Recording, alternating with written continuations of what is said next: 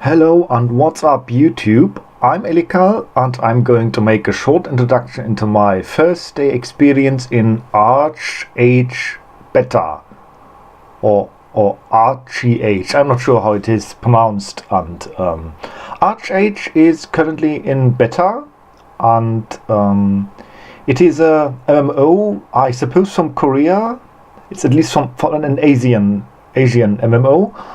And it's going to be released relatively soon. I suppose this is one of the last closed betas, and we will have an open beta, I think, very soon. At least I was told. So the release is quite imminent. It's already running in Asia, and it is westernized by Trion, which is the company has produced the MMO Rift. But they have just they're just producing it for. They're not producing it. They're just westernizing it. I don't know in which way and how far, because I simply have no idea about the original. What the difference between the original and the Western version is. Archeage is going to be one of the biggest sandbox approaches ever since games like Star Wars Galaxies vanished, and it reminded me also a little bit of Vanguard. So if you into these kind of old school MMOs, maybe this is going to be something for you, or for me, I'm not entirely sure yet. What is to say, I've skipped the intro sequence because either you can see it on YouTube already or you don't want to be spoiled. The game starts currently with 4 different races. I'm heard there will be 6 in either at release or at a later date. You have 2 kinds of human, a sort of cat people. I'm going to show a character creation later on.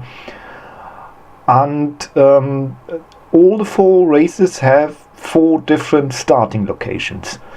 By and large, Archeage seems, well, a little bit like those free-to-play perfect world games at the first approach, though they really try to deepen it in case of personal stories. What you get is, at least in the early stages, I'm not sure if this continues, but at least in the early levels, ever so often you get a personal sort of story, and you get cutscenes which are drawn and narrated with voiceovers, and so you get a sort of a personal chosen one, like in every MMO, but we know how it is in role-playing games. So this is I don't remember how they were called, the Asian humans. Something with age, I'm not sure. This is something really incredible, which I really loved about Archeage right away, is that there are a lot of items you can actually use, like every chair or bench you can sit, or when I'm clicking on the candle here, you can activate the candle, light it or shut it down again. You can lay in the beds, and there are really a lot of things you can just use. You can open close doors, you can open close window shutters, and some of the things you can use have even functions. So like when you found some barrels of where you found something to drink, and you got a short time buff from drinking some alcohol, or let me think. On one of the other runs, I was able to gather fireworks. And I found that's very interesting, that you have really stuff lying around where you can just do things with like it. It's really going to be very interesting for role players, because what a lot of role players are regularly complaining about is that you can't sit in chairs, you can't use anything. And a lot of expensive triple MMOs in recent days really had absolutely sucked in this department. And this is one of the mounts. You can see it's one of those on the Asian side. The Western human race get more mundane mounts like horses. I'm going to acquire such a Asian, I don't know what they are called, something with dragon whatnot. And they really have put a lot of funny and cute ideas. And one of the things I tried out, but I didn't go very far, is you have swimming and you have diving. I'm not entirely sure if there are areas, underwater areas yet, but I suppose there should be, because I have, as I said, found that you can dive underwater.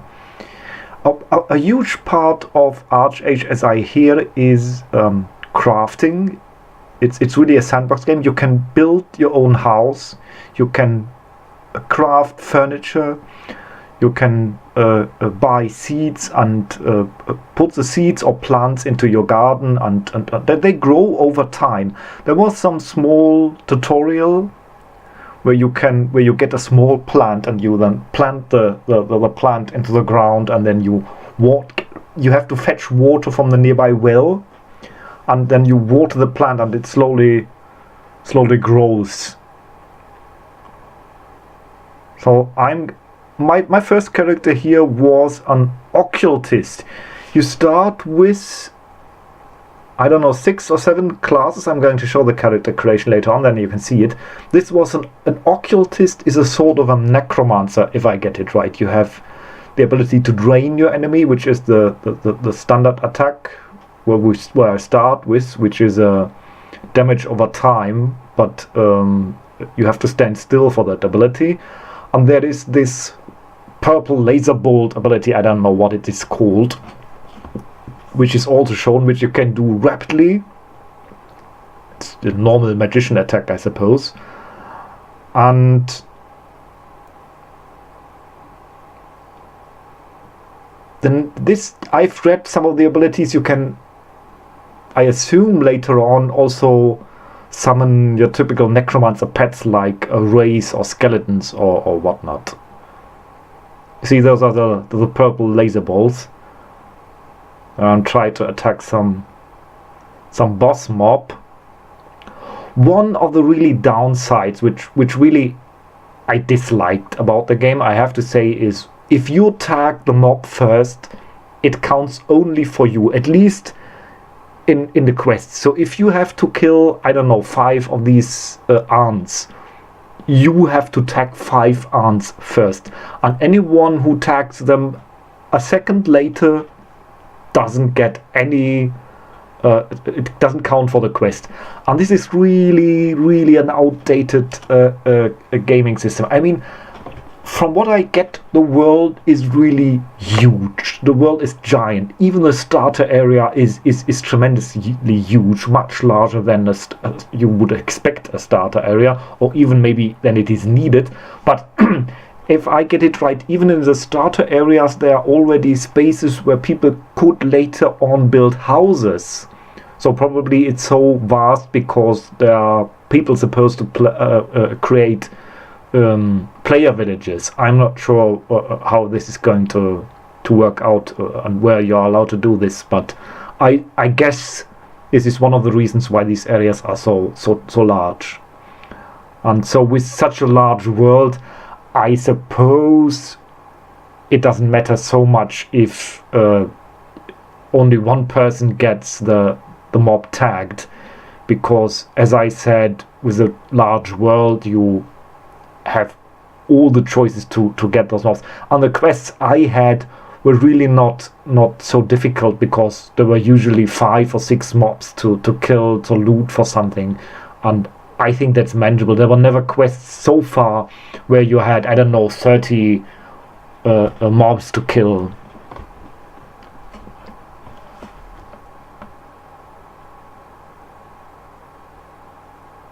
There is a shop for carpenter recipes. You see there are 10 tabs, 10 different tabs with carpenter recipes, which are for crafting furniture. And you can imagine, if there are so many at start already, so many tomes to learn to craft furniture, it's really going to be a huge part like we haven't seen since Star Wars Galaxies. And there is a sapling merchant. You can buy saplings of trees or plants, and they grow over time. So you plant them in the earth and they grow over time. I'm not sure if someone else can steal them. That's really something. Oh, and you have livestock. So you can, what is it? Sheep, can't read it now, chicken, anything, cows, pigs, and so forth.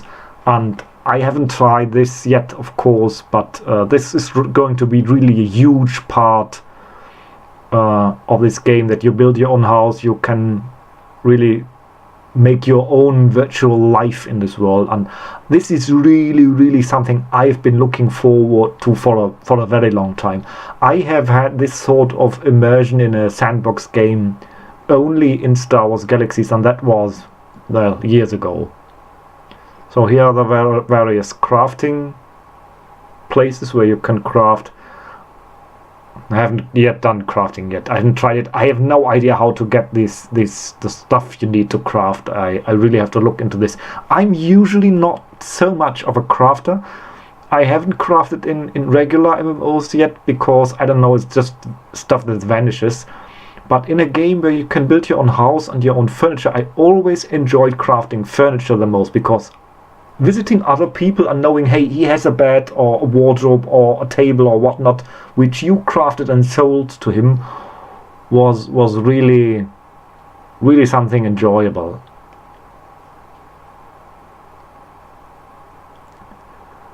Well, the Hakatri, or how the race was called, the Japanese, no, the Korean, sorry, the Asians, in the broadest sense, this area has a little bit a feeling like, not a desert, yes, or plains, and it has also a little bit an Arabian style theme. So it's not purely Asian, it's also a little bit looking like a mix from Asian and Arabian style.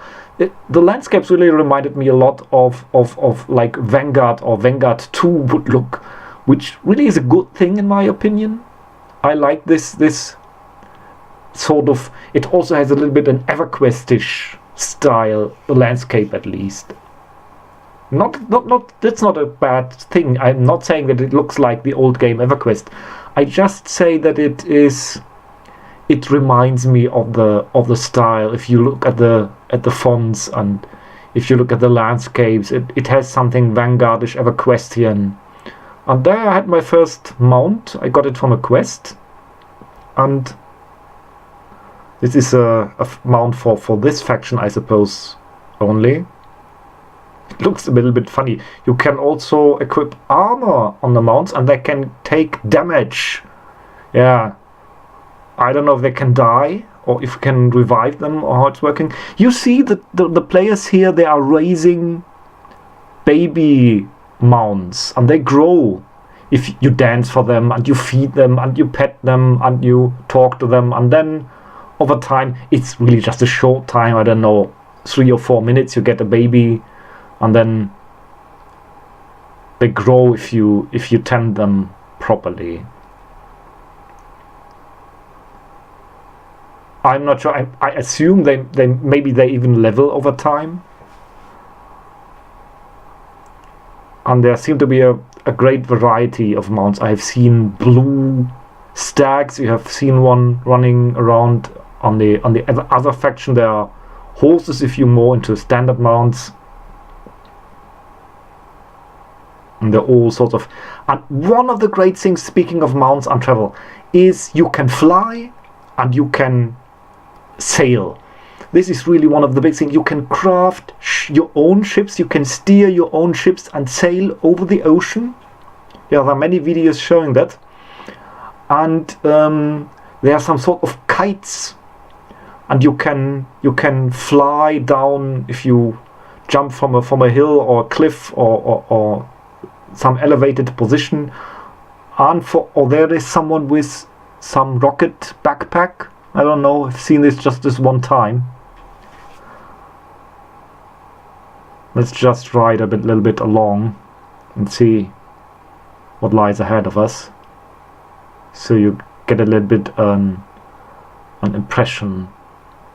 You see that the aggro radius is not too high, I was able to ride just between those mobs, so it's really not so dangerous yet. Maybe this is going to change. No, there's some evil twister, sand devils ahead. I was waiting for them to pass because I wasn't sure if they would be dangerous or not. I didn't want my new pet to perish already. I know some people who are so into their pets that hearing that your pet can be harmed, your mount can be harmed, they probably will never take it out. It's a little bit harsh and unusual, but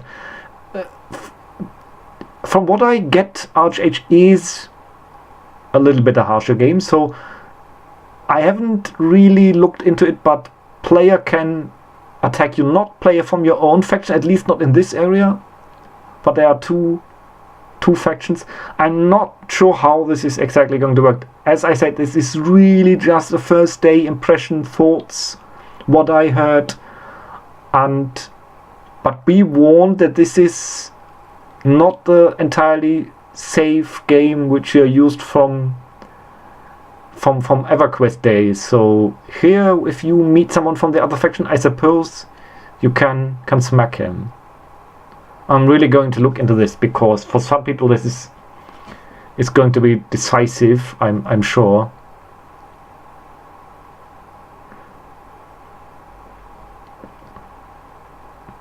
Oh, what happened here? Oh, there are people lying on the floor.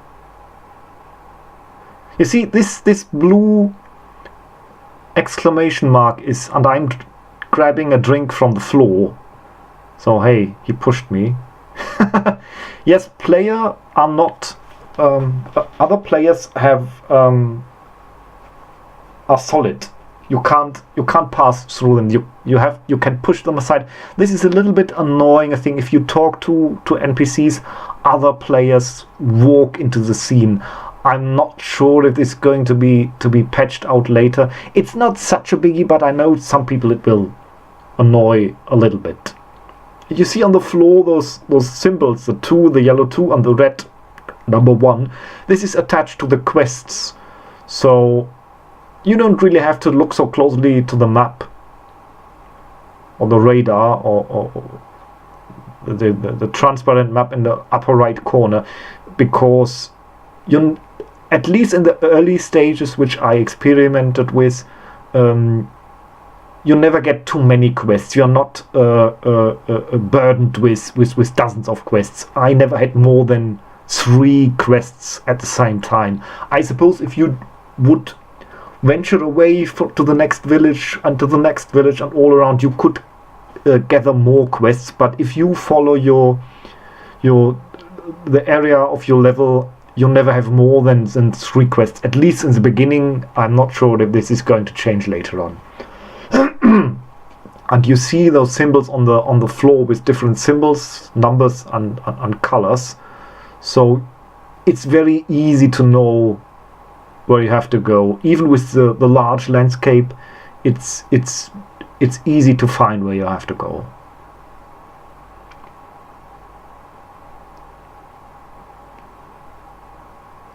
Now, while I personally found the landscape relatively beautiful, it's probably not the top graphic quality, but you can really crank the graphic settings, I suppose, with any medium to better computer. You can really crank up the graphics to high or even ultra, and I think it looks pretty good. It's not the best graphics that I've seen in games or in a MMO genre, but it is quite good. I really like it. And given there are supposed to be open PvP with tons of people involved and player housing and player cities, I think it has to. It cannot be too much, too demanding. But as I said, I found it very scenic, and the design of the zones which I saw was really nice too, because it's not alone a question of how detailed the graphics are, but the placement is also important, how you feel about an area. But I must admit, this first area was really my favorite, but since the world seems to be quite big, it's not to say. So I'm going to go to there you see the 4 races you can create right now. The Nuyan, those are Westerners. There are 2 factions, you see them on the map, Nuya and Taranya, I can't read it right now. There are the 2 factions with 2 races, the Nuyan and the Elves, and the Cat people and the Asian people. They're pretty much the what you expect from the average Asian style, I suppose. I found the clothing, I suppose that's high-end gear, but I found the clothing really attractive. It's quite of importance to me how clothing is looking, how the style of. I really hate it when clothing that characters wear is dull. If you only wear brown sackcloth and everything looks so simple and primitive. The character creation of the faces of the heads is unbelievably detailed. You have those preset heads and faces. You can, if you don't like to dabble too much into this, you have preset heads. But if you look at head, then you can select various forms of the head. But it goes even much further. I'm showing you this in a second. You can see all these sliders, and this is just for the nose. This is only for the nose, and you have for the mouth, for the eyes, for the head, for all these things you have sliders, and these sliders are just for the eyes. This is unbelievable. You can really do a ton of things with the facial settings, and you have. Not all the haircuts are really cool. Some are looking really a bit awkward, but well, you know what you get if you play an Asian game. There is a set for age, if you have many wrinkles or less, but it doesn't show so much. Not on the Caucasians, on the white people. On the Asians, the age slider was showing a little bit more. Maybe it's a bug or not yet implemented. Some of the haircuts are really strange. I'm not sure who is going to take them, but isn't that the case with almost every MMO, that you have haircuts? What I wonder, who is actually using those haircuts? There are haircuts like this. I can't imagine anyone is ever going to have that pompadour haircut. But who knows? Maybe there are people who like this. Then there is face paint. Have I shown the face paint? I'm going to show the face paint, I think, in the later part. There is the female version of the Westerners, the Nuyans, if I remember correctly.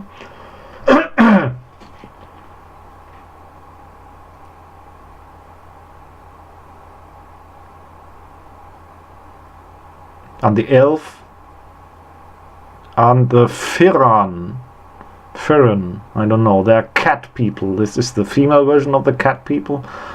One thing I found a bit sad, but it's okay, is I haven't seen any sliders for the body. So you can't change your height, you can't be slim or fat or anything. The body is standard. It's not such a biggie, but it's a little bit strange if you have so many sliders for eyes and noses and absolutely no sliders for your body. But maybe I just didn't see it, but even now looking at it, I can't see anything even remotely looking like body sliders. But this is better. Maybe it is not yet implemented. It shows various sorts of fur, size of your ears.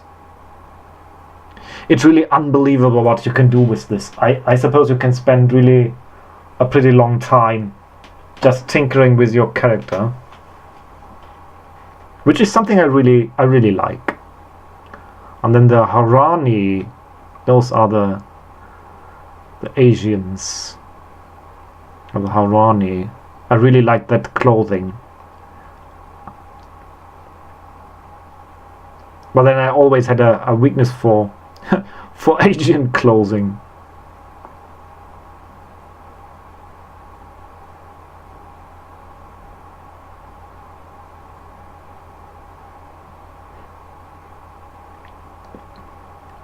So we have face paint.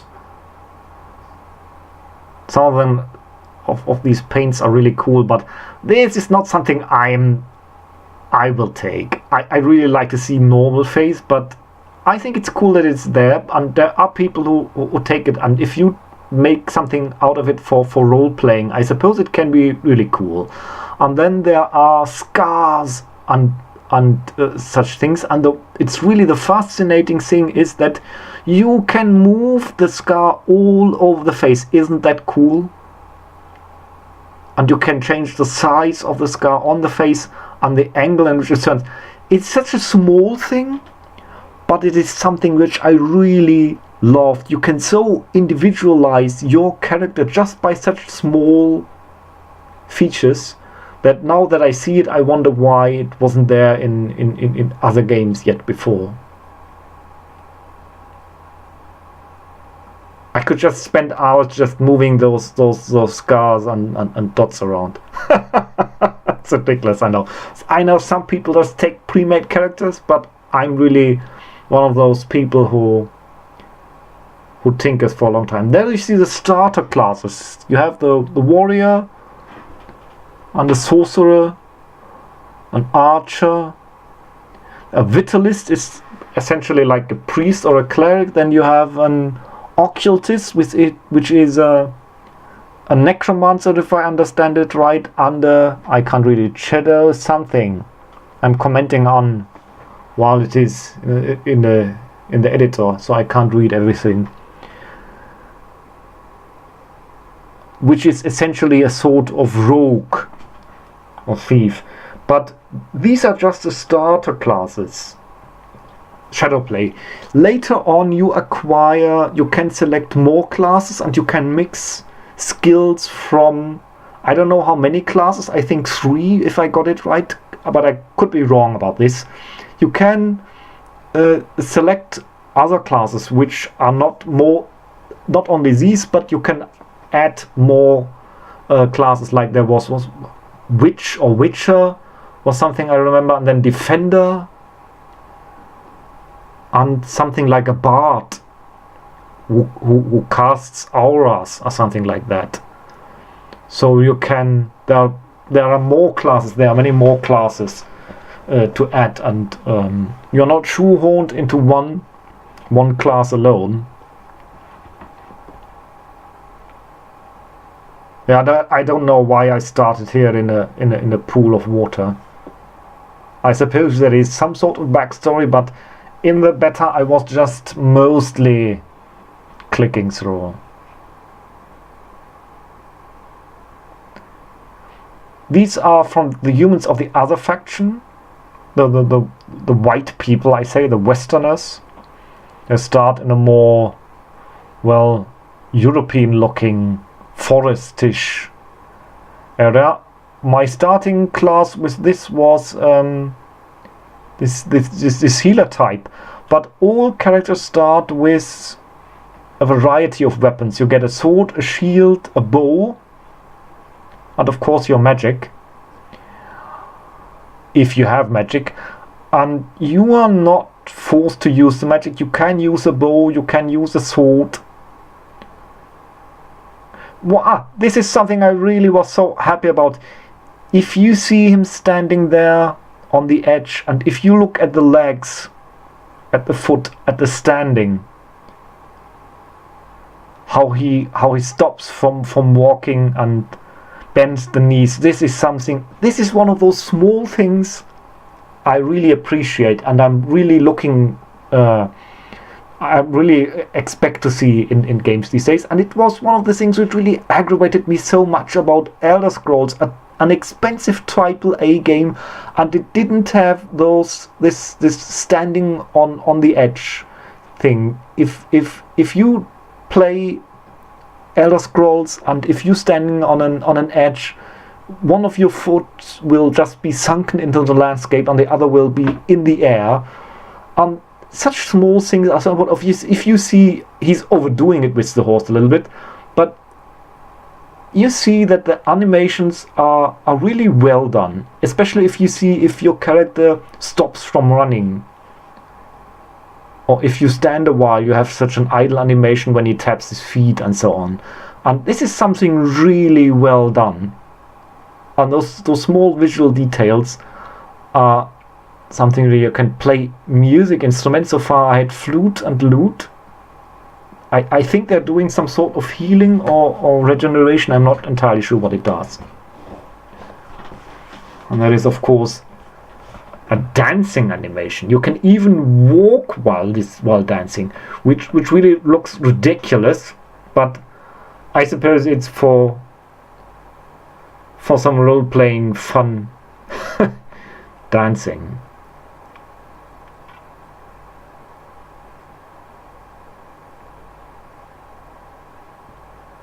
Yeah, we have the various symbols for quests.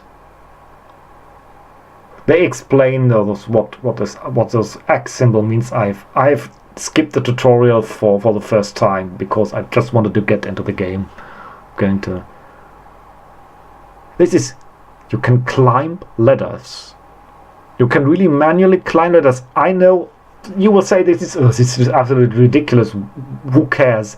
But I care about these small things. That ladders are not just there for show. Now this is a tree I just planted, and you've seen the woman to the side was planting a tree, and it takes the time, I don't know, 2 minutes or what to grow. At this point I had no idea what the tree would do in a few seconds. Seriously, I didn't know. So I was gazing at it expectantly. And whoop! Then you can chop wood. Boink. Yeah, and you have there the logs in your inventory. And I only remembered that there was a saw. Here I'm grabbing some fireworks, which I'm going to use. It's in the inventory, and you can shoot fireworks. It doesn't really fulfill any purpose, not that I know, or any quest that is connected with it, but it was just fun that there is stuff in the environment. There is a saw, and there I can put the log on and then saw it into pieces of wood, which can be used, I assume, for crafting stuff, furniture, presumably.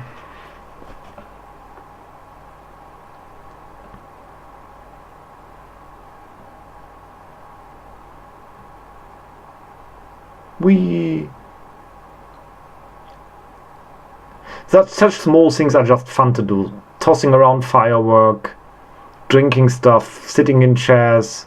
I tried to find out what this was for, but somehow I didn't find it out. Sitting in chairs, tossing around firework, growing plants.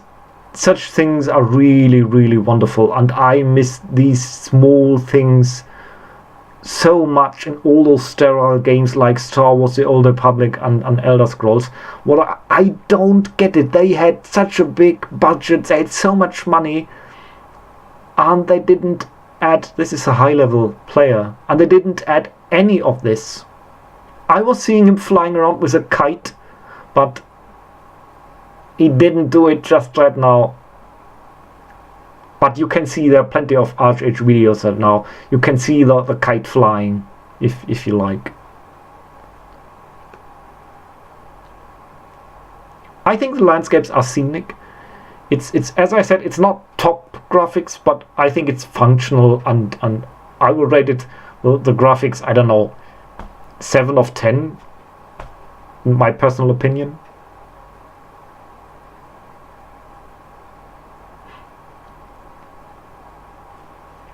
What I really liked, as I said, is you have also a sort of personal story. So you meet people, and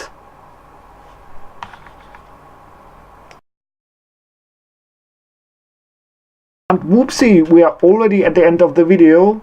So please give me a fav, even if just some trashy beta video. It was quite some work. I hope you liked and got some impression. It's just a first day impression, so take it with many grains of salt. And I really liked what I saw so far.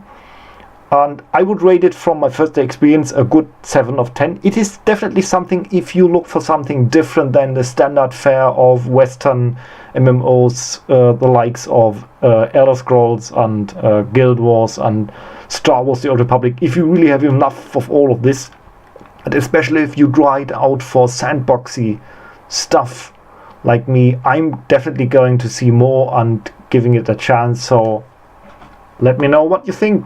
Take care.